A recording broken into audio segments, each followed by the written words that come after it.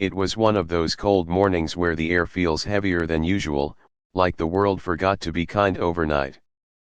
People rushed past each other on the sidewalk, eyes down, shoulders tight, each carrying something invisible.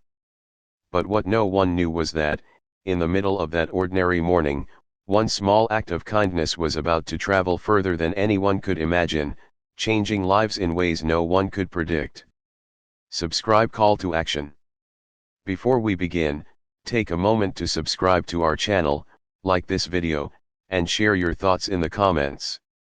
Your support helps us keep bringing meaningful stories like this to life, stories that remind us how powerful kindness can truly be. Main story. Ethan Walker had been having a rough year. At 34, he felt like life had quietly slipped off track. He had lost his job 3 months earlier, his savings were running low, and the apartment he once loved now felt like a place filled with worry instead of comfort.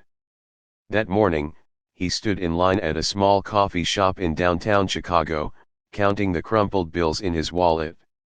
He had just enough for a small coffee, nothing fancy. The woman in front of him placed a large order.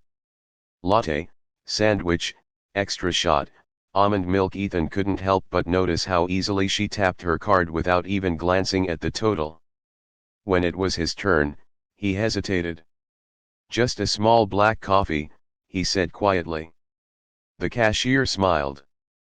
"That'll be $2.75.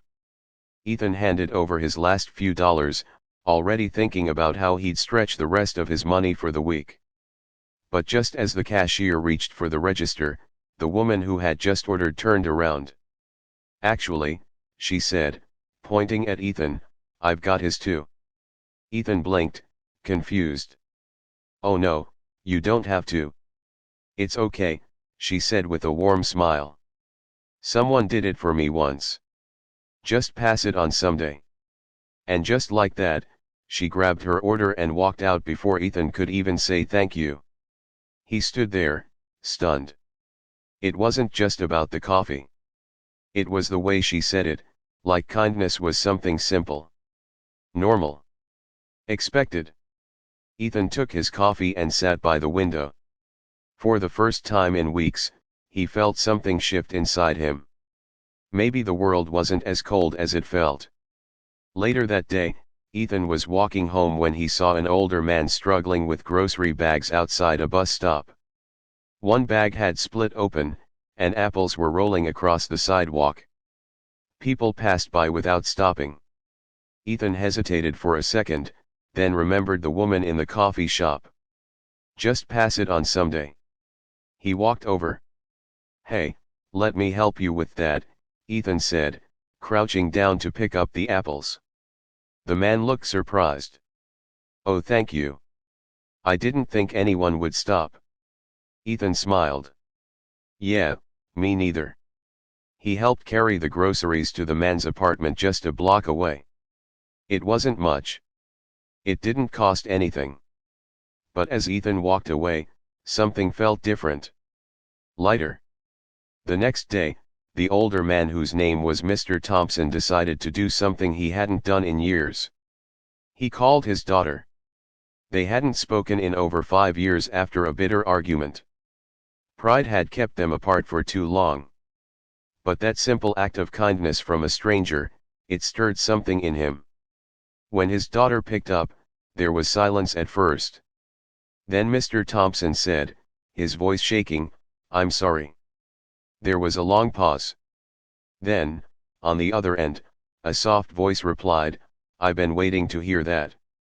Meanwhile, Ethan kept going back to that coffee shop. Not because he had money, he still didn't, but because he liked sitting there, feeling connected to something, even if he couldn't explain it. One morning, as he sat there reading job listings on his phone, he noticed a young woman sitting across the room, clearly upset. She was staring at a laptop, wiping away tears. Ethan hesitated. He wasn't usually the kind of person to approach strangers. But again, that voice in his head. "Just pass it on someday." He walked over. "Hey," he said gently, "I don't mean to interrupt, but are you okay?" The woman looked up, embarrassed. "I'm sorry, I'm fine. Just, life." Ethan nodded.